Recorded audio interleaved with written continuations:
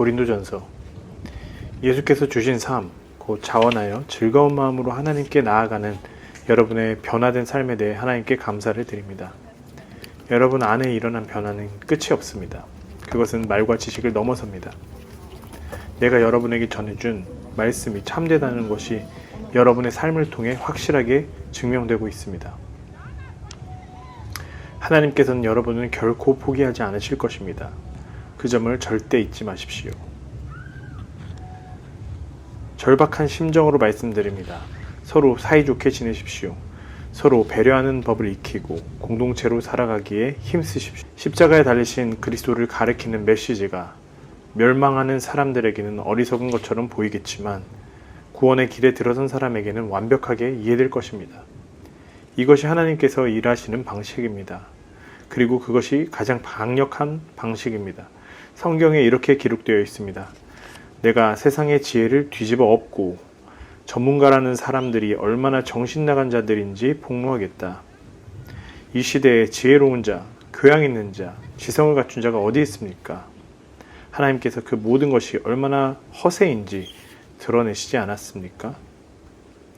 이 세상은 그 화려한 지혜를 가지고도 하나님을 조금도 알지 못했습니다.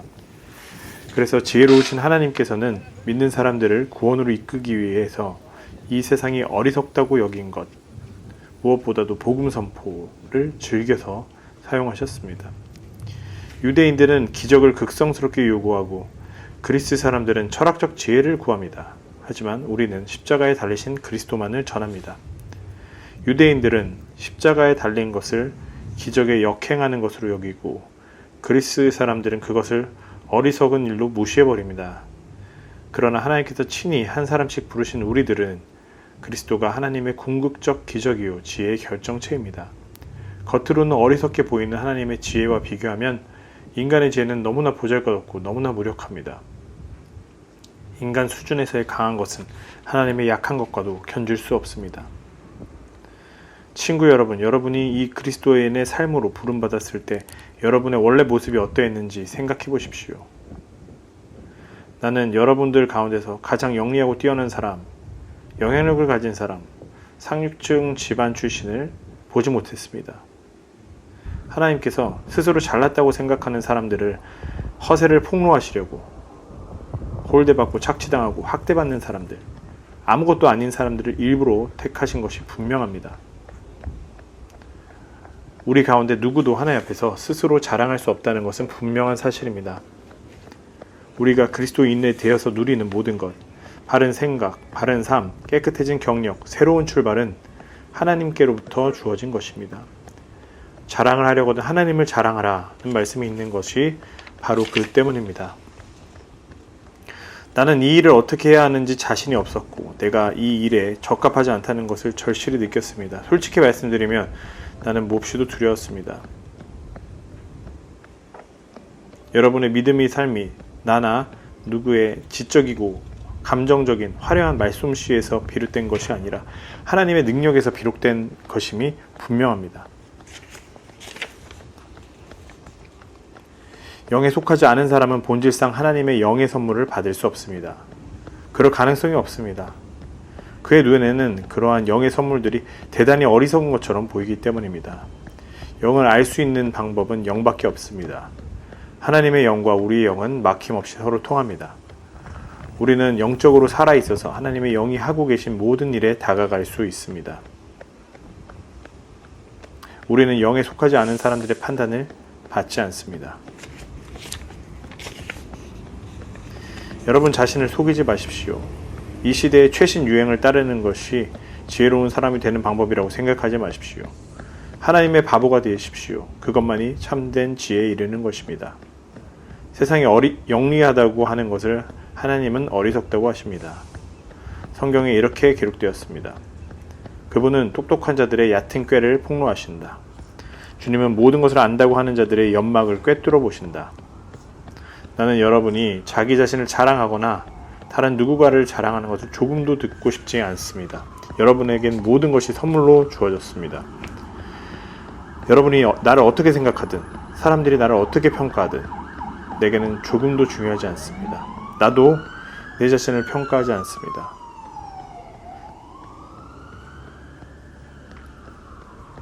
그러니 주님을 앞지르지 말고 모든 증거가 명백히 드러나기 전에는 섣불리 결론을 내리지 마십시오.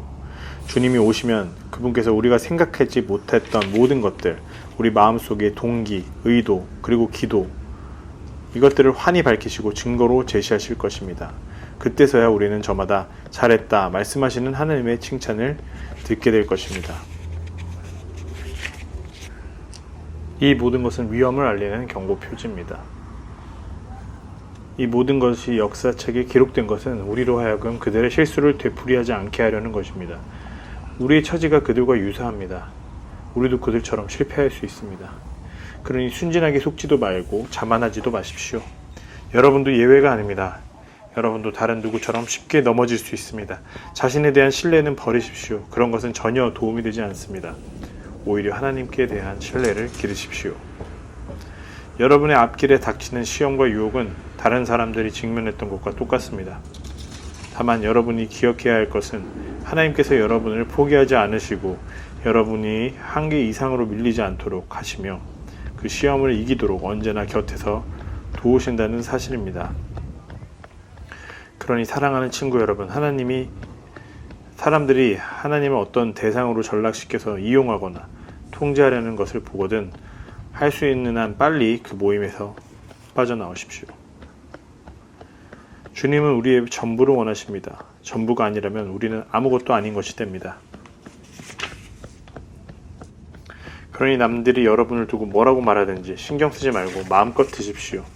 결국 여러분이 음식을 먹는 것은 하나님의 영광을 위한 것이지 다른 사람들을 기쁘게 하기 위한 것이 아닙니다. 무슨 일을 하든지 그렇게 하십시오. 마음을 다하여 자유롭게 하나님의 영광을 위해 하십시오. 마음을 다하여 자유롭게 하나님의 영광을 위해 하십시오. 그러나 여러분의 자유를 지각 없이 행사하지는 마십시오. 여러분만큼 자유롭지 못한 사람들의 감정을 상하게 하지 마십시오. 나는 모든 경우에 모든 사람의 기운을 헤아리려고 최선을 다하고 있습니다. 여러분도 그렇게 하기를 바랍니다.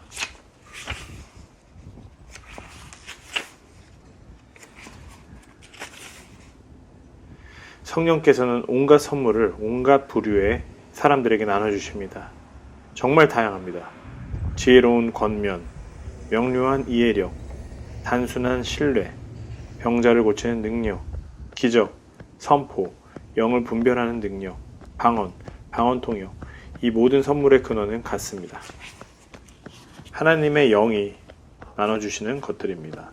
누가 언제 무엇을 받게 될지는 그분께서 정하십니다. 여러분이 아무리 중요한 인물이라고 해도 스스로 잘난 체 해서는 안 됩니다. 여러분이 그 이유도 생각해 보면 좋겠습니다. 여러분이 중요한 것은 여러분이 한 몸의 지체이기 때문입니다. 눈만 엄청나게 크거나 손만 거인처럼 크다면 그것은 몸이 아니라 괴물입니다. 우리 몸은 여러 지체로 이루어진 한 몸입니다. 우리 몸의 각 지체는 알맞은 크기로 알맞은 자리에 있습니다. 어떤 지체도 자기 혼자서 중요하지 않습니다. 눈이 손에게 꺼져버려, 난 네가 필요 없어 라고 말하거나 머리가 발에게 너는 해고야, 네가 할 일은 없어 라고 말하는 것을 상상할 수 있습니까? 우리 몸은 정반대 방식으로 움직입니다. 약한 지체일수록 더 필수적이고 더 요긴합니다. 하나님께서 우리 몸을 설계한 방식이야말로 우리가 교회를 이루어 함께 살아가는 삶을 이해하는 데 적합합니다. 눈에 보이는 지체든 그렇지 않은 지체든 간에 각각의 지체는 저마다 서로를 의지합니다. 한 지체가 아프면 다른 모든 지체도 그 아픔과 치료에 동참합니다. 한 지체가 잘 되면 다른 모든 지체도 풍성함을 누립니다. 여러분은 그리스도의 몸입니다. 그것이 여러분의 참 모습입니다. 여러분은 그것을 잊어서는 안 됩니다. 그런데도 여러분 가운데 몇몇 사람은 서로 중요한 지체가 되겠다고 계속 경쟁하더군요. 나는 이제 여러분에게 훨씬 더 나은 길을 제시하려고 합니다.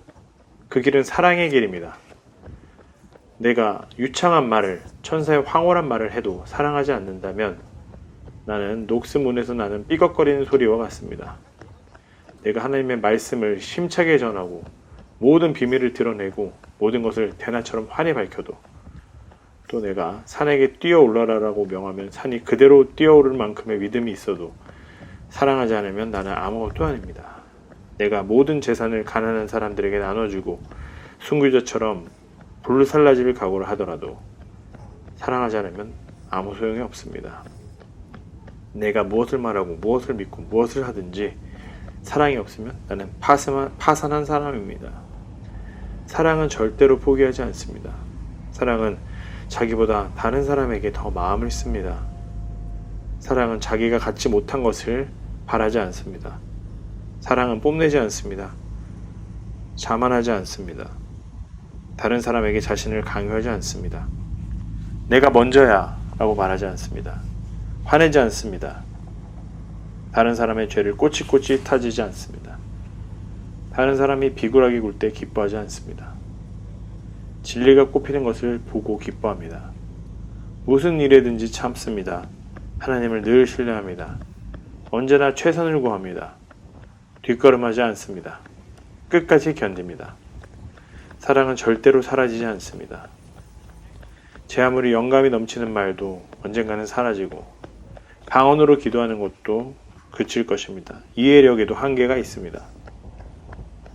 진리의 한 부분에 대해서만 아는 우리가 하나님에 대해서 말하는 것은 언제나 불완전합니다. 그러나 완전하신 분이 온다면 우리의 불완전한 것들을 없어주실 것입니다. 완전함에 이르기까지 우리는 다음에 3가지를 행함으로 꾸준히 나아가야 합니다. 하나님을 꾸준히 신뢰하십시오. 흔들림 없이 소망하십시오. 끊임없이 아낌없이 사랑하십시오. 이 3가지 가운데 으뜸은 사랑입니다. 여러분의 생명이 사랑에 달려있다는 듯이 온 힘을 다해서 사랑의 삶을 추구하십시오. 하나님께서 여러분에게 주시는 선물을 열심히 구하십시오. 무엇보다도 하나님의 진리를 힘써 선포하십시오. 여러분이 자기만 아는 방언으로 하나님을 찬양하면 하나님은 알아듣지만 다른 사람은 알아듣지 못합니다. 그러나 여러분이 일상의 언어로 하나님의 진리를 선포하면 여러분은 다른 사람들도 참여할 수 있도록 한 것입니다. 그러면 그들도 자라고 튼튼해져서 여러분과 함께 그분의 임재를 경험하게 될 것입니다. 내가 방언으로 기도하면 내 영은 기도하겠지만 내 이성은 할 일 없이 놀 것이고 지성도 그만큼 약화될 것입니다. 그러면 무엇이 해결책이겠습니까? 둘 다 하십시오. 나라면 영적으로 자유롭고 풍성하게 기도하면서 동시에 신중하고 주의 깊게도 기도하겠습니다. 영어로도 찬양하고 지성으로도 찬양하겠습니다. 부활이 없다면 우리는 하나님에 대해서 뻔뻔한 거짓말을 늘어놓은 죄를 범한 셈이 되고 하나님께서 그리스도를 다시 살렸다고 증언한 것도 거짓말이 됩니다. 죽은 자들이 다시 살아나는 일이 없다면 그리스도께서 다시 살아나는 일도 없을 것입니다. 그리고 그리스도께서 다시 살아나지 않으셨다면 우리는 지금도 예전처럼 어둠 속에서 길을 잃고 헤매고 있을 것입니다.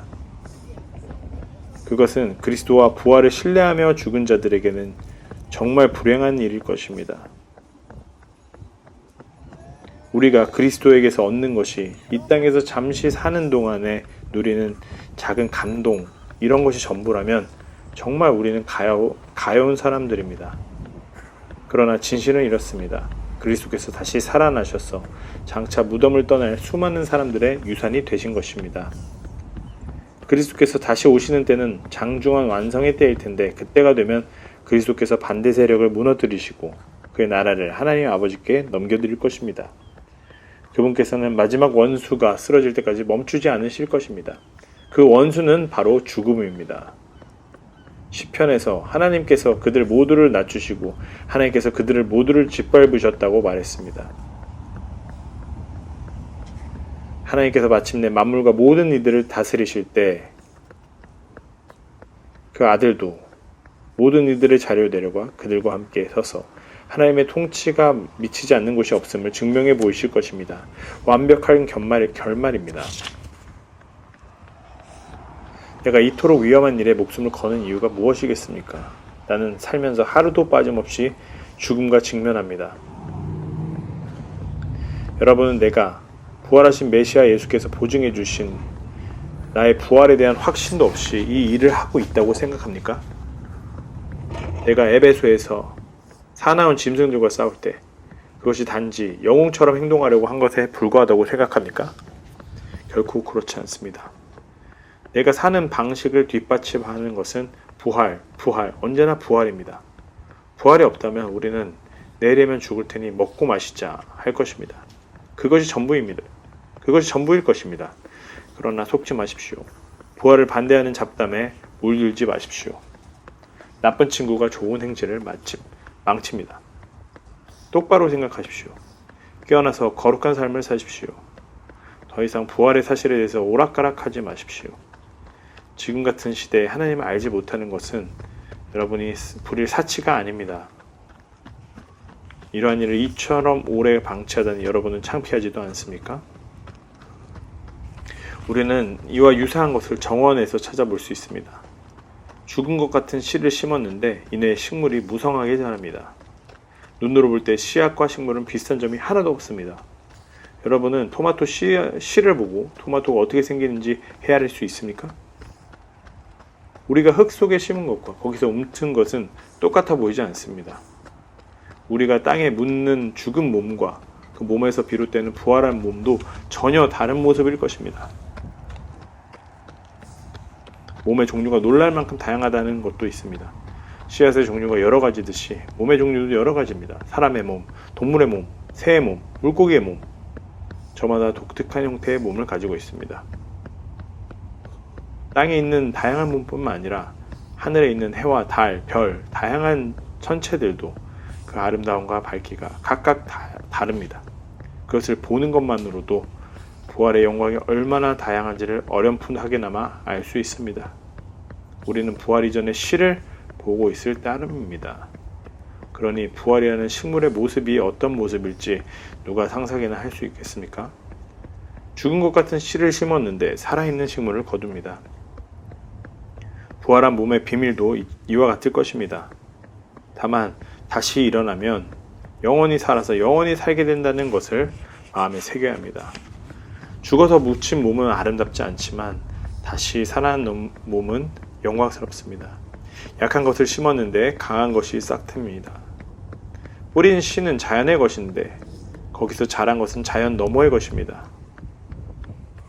씨도 같은 씨고 몸도 같은 몸이지만 그것이 육체로 죽어 묻힐 때와 영원한 영의 생명으로 다시 살아날 때의 차이는 실로 엄청납니다. 친구 여러분, 내가 강조하고 싶은 것은 이것입니다. 땅에 속한 우리의 삶은 그 본성상 우리를 하나님의 나라로 인도해 주지 못합니다. 그 삶의 자연스러운 본성은 죽음입니다. 그러니 그 삶이 어떻게 자연스럽게 생명 나라에 들어갈 수 있겠습니까?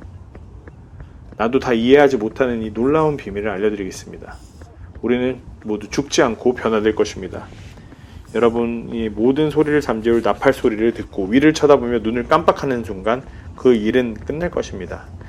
나팔 신호가 하늘로부터 울리면 죽은 자들이 무덤에서 박차고 일어나서 죽음의 힘이 미치지 못하는 곳, 다시는 죽을 일이 없을 그곳에 이르게 될 것입니다. 그와 동시에 우리도 똑같은 방식으로 모두 변화할 것입니다. 부활 계획표에는 다음과 같은 일들이 일어나도록 되어 있습니다. 모든 썩을 것이 썩지 않을 것으로 바뀌고 죽을 수밖에 없는 것들이 죽지 않을 것으로 바뀔 것입니다. 그때가 되면 다음의 말씀이 이루어질 것입니다. 생명이 죽음을 삼키고 승리를 거두었다. 오 죽음아, 누가 최종 결정권을 쥐었느냐? 오 죽음아, 이제 누가 너를 두려워하겠느냐? 죄가 죽음을 두려운 존재로 만들었고 율법의 죄책이 죄에게 권세와 파괴력을 주었습니다. 그러나 생명이신 분의 단 한 번의 승리로 이 세 가지, 죄와 죄책감과 죽음, 이 모든 것이 사라지게 되었습니다. 이 모두가 예수 그리스도의 선물입니다. 그러니 하나님께 감사를 드리십시오.